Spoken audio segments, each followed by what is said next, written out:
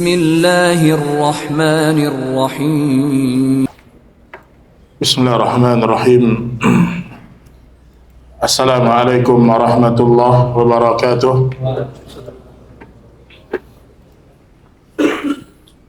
Innal hamdalillah nahmaduhu wa nasta'inuhu wa nastaghfiruh wa natubu ilayh wa na'udzu billahi min shururi anfusina wa sayyiati a'malina.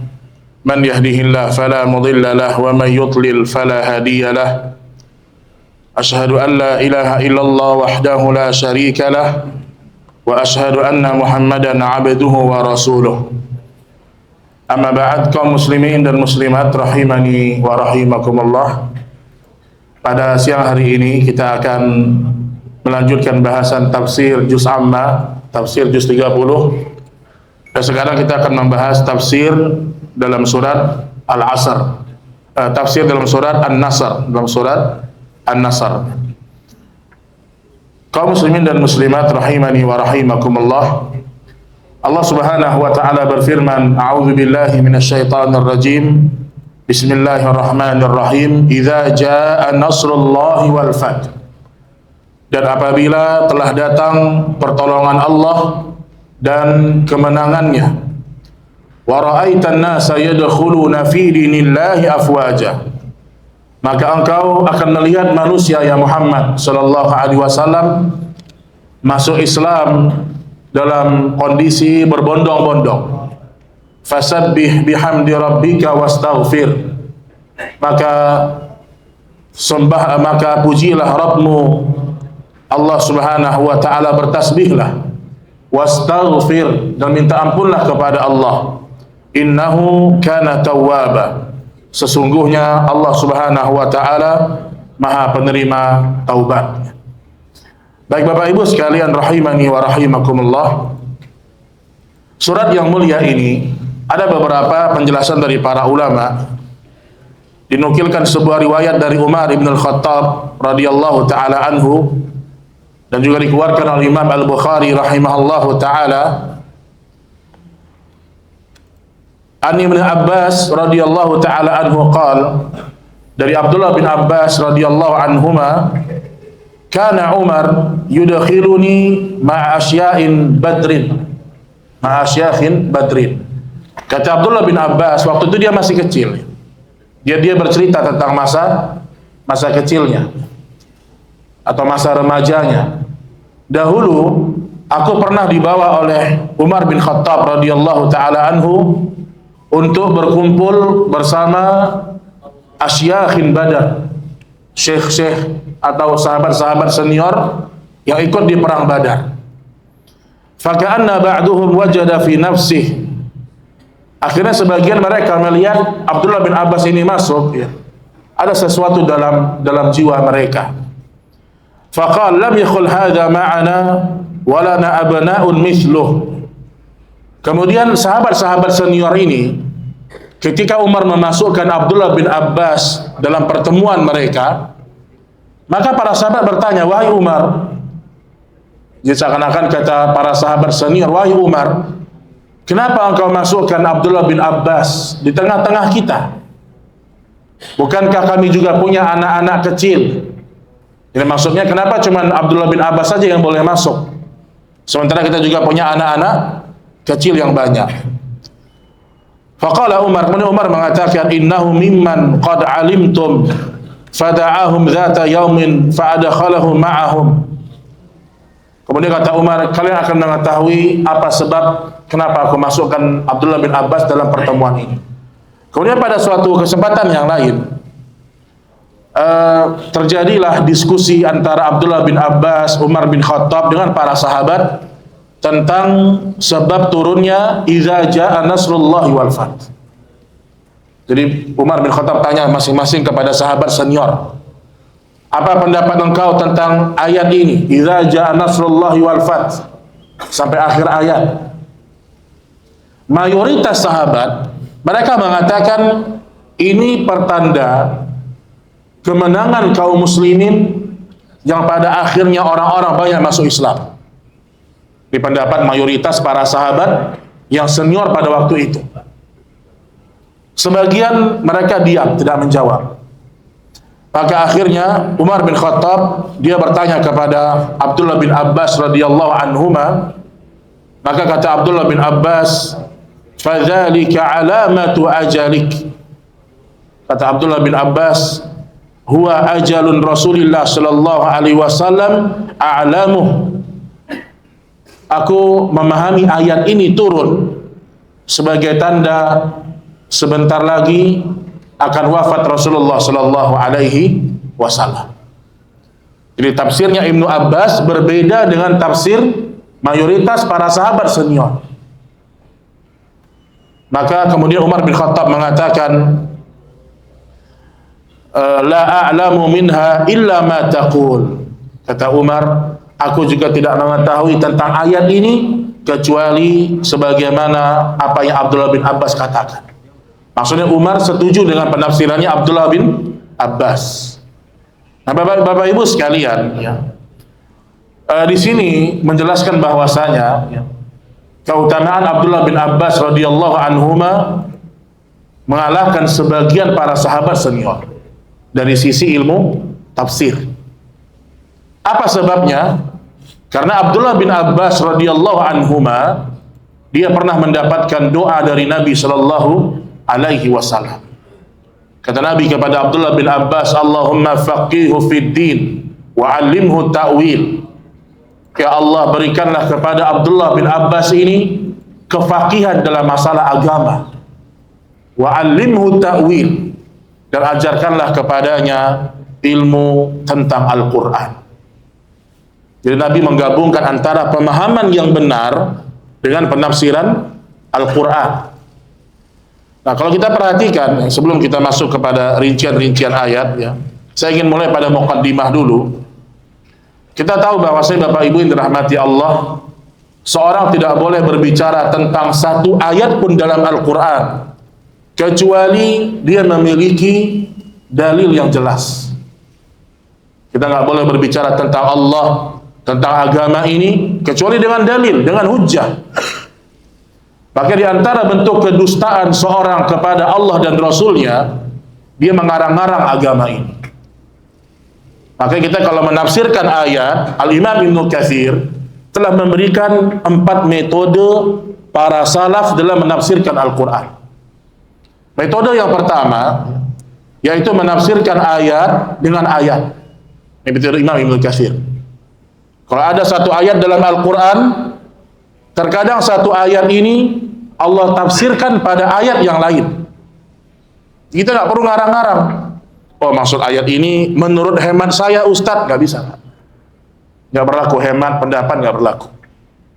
Jadi antum kalau sudah belajar agama, antum mendengarkan dakwah Islam, yang antum lihat bukan pendapat fulan, bukan. Tapi yang kita lihat pendapat fulan ini ada dalil atau tidak. Ini yang paling penting. Kata Imam Malik rahimahullah, kullu radun wa mardudun illa sahibu hadzal qabr. Semua ucapan boleh diterima dan boleh ditolak kecuali ucapan yang penghuni kubur ini. Maksudnya penghuninya adalah Rasul sallallahu alaihi wasallam. Jadi pertama kata Imam Ibnu Katsir, tafsirkan ayat dengan ayat. Contoh, Allah mengatakan alladzina amanu wa lam yalbisu imanahum bidzulmin ulaika lahumul amnu wa hum muhtadun. Dalam surah Al-An'am, orang-orang yang beriman yang mereka tidak mencampur adukkan imannya dengan kezoliman. Nah, zolim di sini maksudnya apa? Nabi tafsirkan dengan surat Luqman. Wa qala ya bunayya la tusyrik billah inna syirka la zulmun azim. Wahai anakku, janganlah melakukan syirik. Sesungguhnya syirik itu adalah kezoliman yang besar. Berarti makna zolim dalam Al-Quran bukan hanya kezoliman kepada sesama manusia. Terkadang makna zolim seorang berbuat syirik kepada Allah. Ini cara menafsirkan yang pertama, ayat dengan ayat. Yang kedua, kata Imam Ibnu Katsir, ayat dengan hadis yang sahih. Kita berusaha hanya mencukupkan dengan hadis yang sahih. Jangan lagi kita baca hadis dhaif, apalagi hadis palsu. Karena orang yang menyebarkan hadis dhaif, menyebarkan hadis palsu, dia telah berdusta atas nama Nabi. Jadi ayat Quran ditafsirkan dengan hadis Nabi Shallallahu Alaihi Wasallam. Contohnya, ketika Allah mengatakan tentang auratnya para wanita, Allah menyuruh seorang wanita menutup auratnya dengan sempurna, illa ma dhahara minha, kecuali apa yang biasa tampak. Kita apa maksudnya yang biasa tampak? Kita jangan karang-karang. Kita lihat dulu, ada nggak ayat lain menjelaskan? Kalau tidak ada, kita lihat apakah ada hadis yang menjelaskan ayat itu. Oh, ternyata ada. Maksud yang biasa tampak adalah wajah dan kedua telapak tangan. Itu yang boleh terlihat pada diri seorang wanita menurut sebagian pendapat para ulama. Kemudian yang ketiga, menafsirkan ayat dengan ucapannya sahabat. Ini secara ringkas saja. Menafsirkan ayat dengan ucapannya para sahabat. Jadi kalau dalam ayat tidak ada, dalam hadis tidak ada, kemudian kita cari dulu, apakah ada para sahabat yang berbicara tentang itu? Cari. Kenapa harus para sahabat? Karena ayat-ayat Al-Quran turun di masa mereka hidup. Jadi orang yang paling ngerti tentang ayat ini itu adalah para sahabat Nabi Shallallahu Alaihi Wasallam. Makanya di antara kitab yang paling menarik masalah tafsir itu kitabnya Imam At-Tabari. Itu penuh dengan ucapannya para sahabat. Al-Imam Ibnu Katsir penuh dengan ucapannya para sahabat. Kalau tidak ada ucapan para sahabat yang menjelaskan ayat Allah, maka yang terakhir metodenya dengan bahasa Arab, dengan memahami bahasa Arab. Tetapi 4 metode ini tidak boleh langsung loncat ke metode keempat, tidak boleh. Harus berurut, ayat dulu dengan ayat, atau ayat dulu dengan hadis. Tidak boleh langsung ayat dengan bahasa Arab, tidak boleh. Kenapa? Karena penafsiran dengan bahasa itu cakupannya sangat luas, jemaah. Maka sebagian orang-orang liberal yang punya pemahaman menyimpang dalam masalah agama ini, dia bilang, sebagian mereka mengatakan semua agama sama. Mereka ambil ayat, kemudian mereka tafsirkan dari sisi bahasa.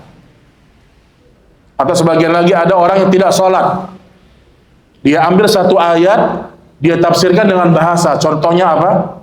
Wa aqimus shalah wa atuz zakah. Tunaikanlah sholat. Kata dia, sholat di sini maksudnya adalah dari sisi bahasa ad-du'a, yaitu doa. Kalau udah azan, udah iqamat, dia nggak takbir, dia diam aja. Ente ngapain? Ana doa. Itu sholatnya begitu. Karena salah memahami ayat Al-Quran. Ini metode para salaf dalam menafsirkan Al-Quran, dan kita tidak boleh keluar dari 4 metode ini. Baik, Allah Subhanahu wa taala berfirman, "Idza jaa nasrullahi wal fath." Apabila telah datang pertolongan Allah Subhanahu wa taala. Di sini menggambarkan bahwa pertolongan hanya datang dari Allah. Kemenangan hanya datang dari Allah. Kesuksesan hanya datang dari Allah. Maka segala nikmat yang ada pada diri kita harus kita nisbatkan kepada Allah. Maka di antara ucapan yang sangat indah, kata sebagian para salaf, di antara tanda orang yang bersyukur, dia tidak merasa dirinya pantas mendapatkan nikmat. Ini maksudnya begini, ada orang mungkin dia kerja, tiba-tiba dia punya tabungan, dia bisa bangun rumah, dia bisa beli mobil, terus dia bilang, saya dapat rumah ini, saya dapat mobil ini, memang saya pantas saya dapat nikmat. Ini orang yang tidak bersyukur, tidak boleh. Ini tanda orang yang tidak bersyukur, dia mengatakan saya pantas mendapatkan nikmat ini. Maka seorang tidak boleh merasa dirinya pantas mendapatkan nikmat, gak boleh. Hanya karena dia berusaha, tidak boleh. Ini sama seperti ucapannya Qarun, ya. Innama utituhu min ilmin indi.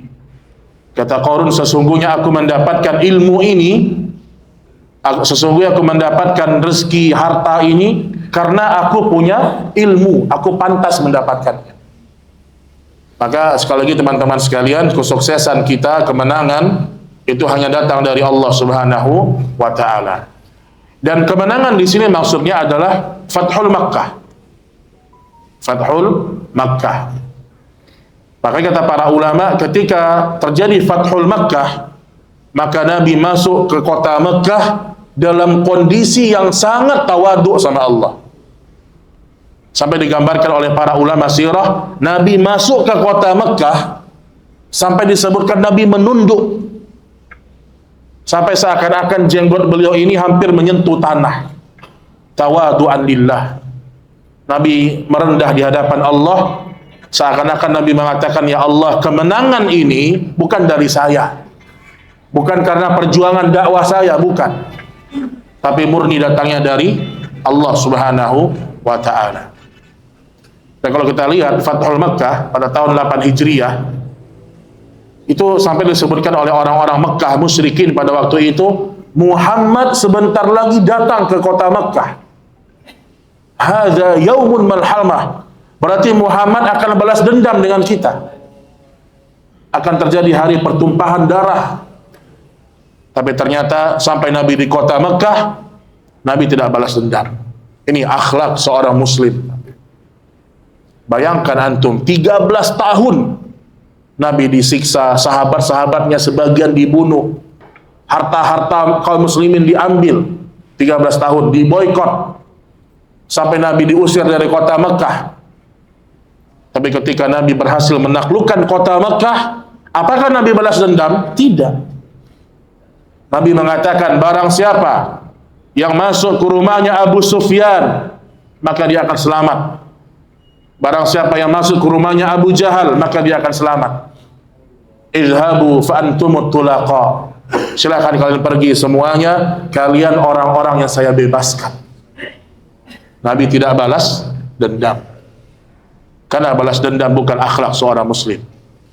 Allah mengatakan, wal kadhiminal ghaidh wal 'afina 'anil nas. Orang-orang yang bertakwa itu mereka meredam amarahnya. Diredam amarahnya. Dan mereka memaafkan manusia.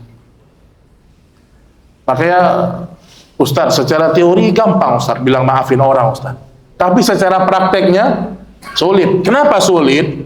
Karena kita memaafkan orang menjadi sulit, kita ingat kesalahan dia. Kata Imam Ibnu Qayyim, kalau kita ingin mudah memaafkan orang, kita ingat diri kita. Ya Allah, saya maafkan si fulan. Mudah-mudahan Allah maafkan saya di hari kiamat. Kalau itu motivasinya, semua jadi ringan, ya Pak. Semua menjadi ringan.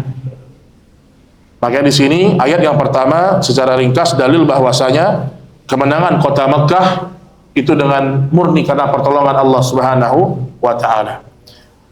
Wa ra'aitan nasa yadkhuluna fi dinillahi afwaja. Wahai Muhammad, engkau akan melihat manusia masuk Islam dalam kondisi berbondong-bondong. Di sini dalil bahwasanya perjuangan yang dilakukan karena Allah akan membuahkan hasil. Walaupun tidaklah sebuah kebenaran diukur dengan jumlah yang banyak, tidak. Saya ingin mengatakan, ya, jumlah yang banyak bukanlah menunjukkan sebuah kebenaran. Bahkan dalam Al-Quran, ketika Allah banyak, itu menggambarkan sebuah kebatilan. Makanya Nabi ketika menyebutkan orang-orang yang beruntung, apa kata Nabi? Al-Islam, bada al-Islamu ghariban. Islam itu muncul di tengah-tengah keasingan. Antum bayangkan, dulu Nabi Muhammad sendirian awalnya. Yang lain orang-orang musyrikin, sebagiannya ahlul kitab. Sebagaimana Ibrahim dulu. Ibrahim pernah mengatakan kepada Sarah, wahai Sarah istriku, sesungguhnya yang beriman kepada Allah ala wajhil ard, di masa kita sekarang hanya aku dan engkau. Di awal-awal beliau berdakwah ala wajhil ard. Makanya Nabi mengatakan bada al-islamu ghariban, Islam itu muncul dalam keasingan. Sayaudu kama bada, suatu saat Islam akan kembali asing. Fatuba lil ghuraba, Tapi Nabi mengatakan beruntunglah orang-orang yang asing. Antum kalau di masjid, antum nggak terasa asing.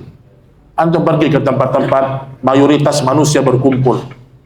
Kemudian kita membawa keistiqomahan agama kita, kita akan terasa asing.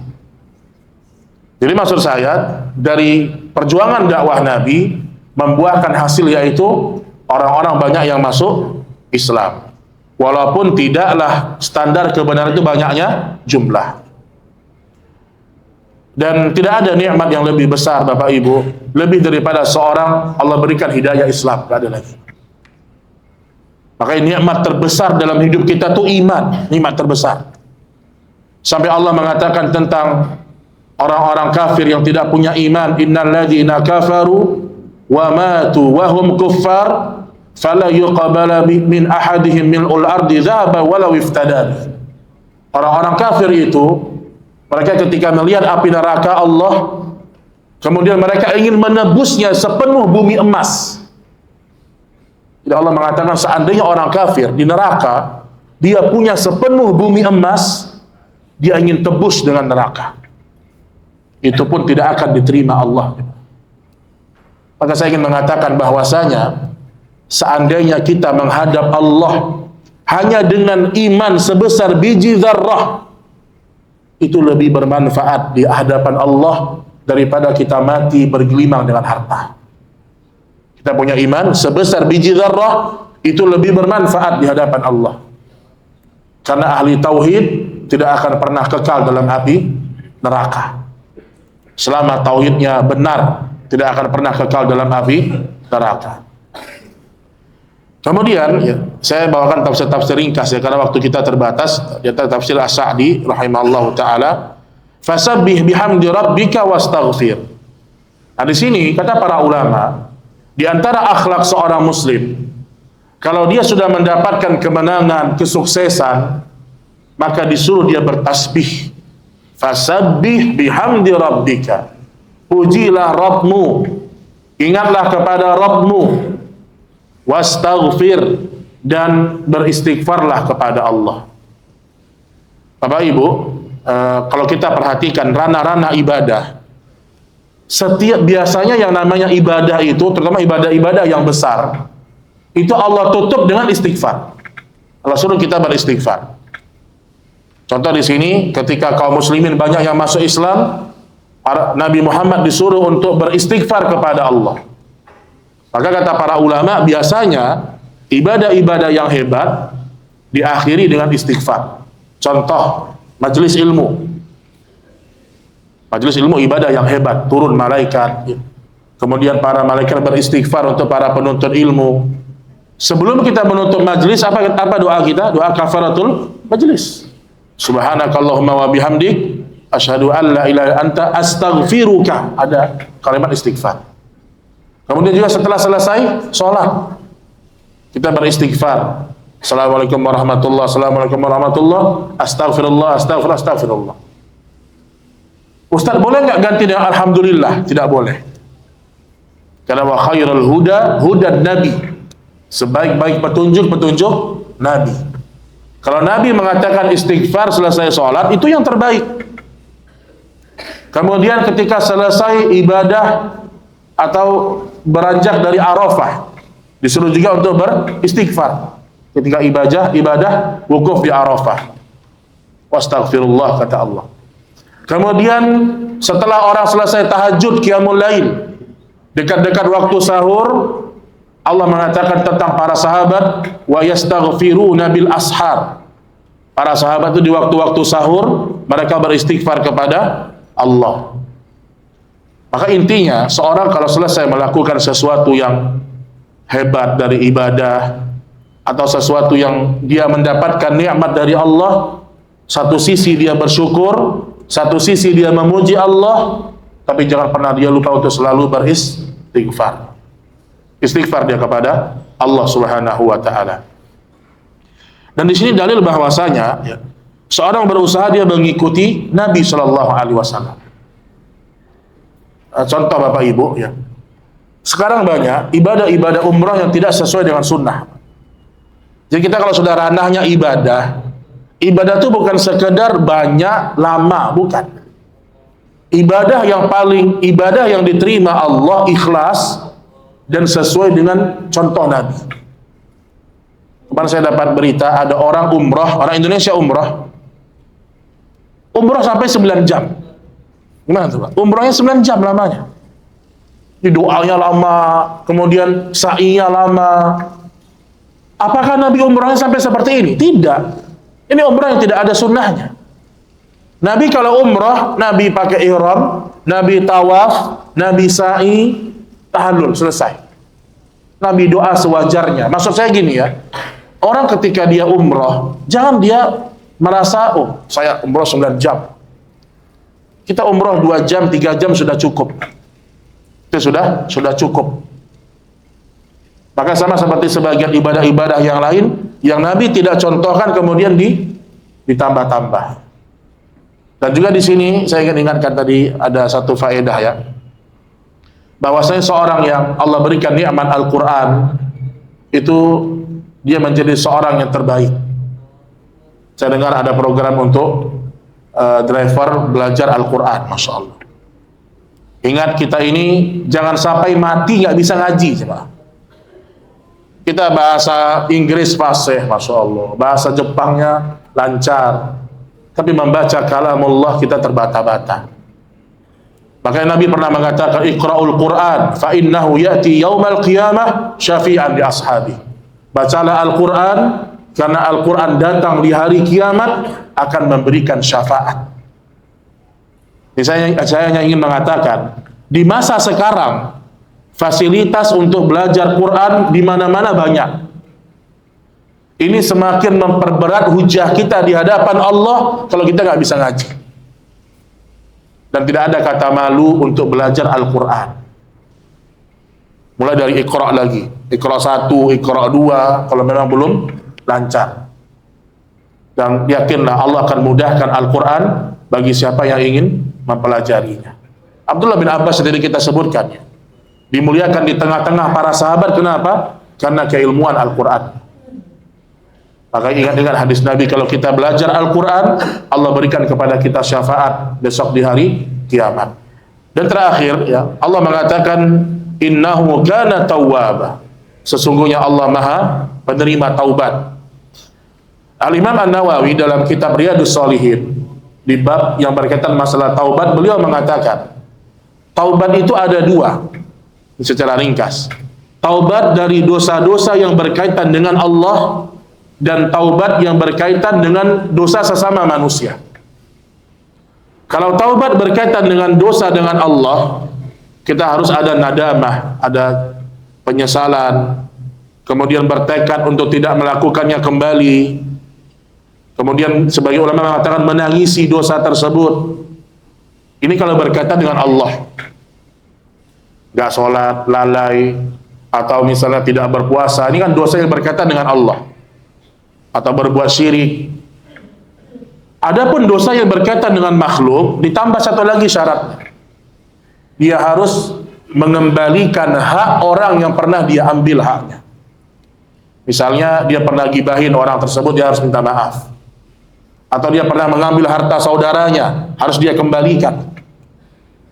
Sampai kata Abdullah bin Mas'ud, lebih baik aku berjumpa dengan Allah dengan membawa 70 dosa antara diriku dengan Allah daripada dosa antara aku dengan manusia walau hanya 1, kata Ibnu Mas'ud.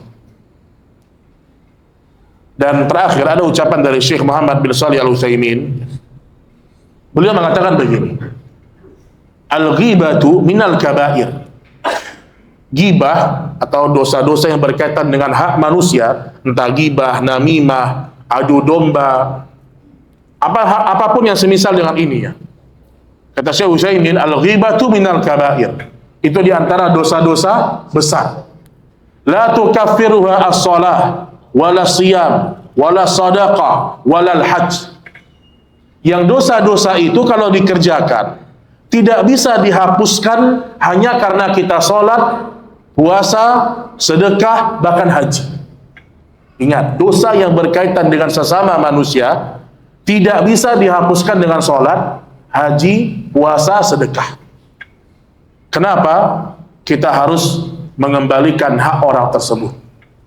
Minta maaf, mengembalikan barang yang pernah diambil, atau memperbaiki nama baiknya, baru dosa itu akan diampuni Allah Subhanahu wa ta'ala.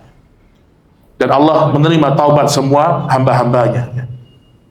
Makanya Nabi Shallallahu Alaihi Wasallam disebutkan tidak pernah beliau melalui satu hari dalam hidupnya kecuali beliau beristighfar kepada Allah, bertaubat kepada Allah mi'atu marrah, tidak kurang lebih daripada 100 kali. Kita kalau lagi di kantor, lagi kosong, lagi di mobil, sering-sering istighfar, astagfirullah, astagfirullah, astagfirullah. Biasakan. Dalam riwayat disebutkan tuba man wajada fi sahifatihi istighfaran katsiran. Beruntunglah seorang hamba yang dia mendapatkan dalam catatan amalnya istighfar yang sangat banyak. Ini dia jemaah sekalian, mungkin kurang lebih tafsir ringkas yang bisa kita sampaikan pada pertemuan kali ini. Dan mudah-mudahan paling tidak kita tergambar apa isi ayat kalau seandainya dibaca oleh imam. Ya, sengaja saya bawakan tafsir juz 30.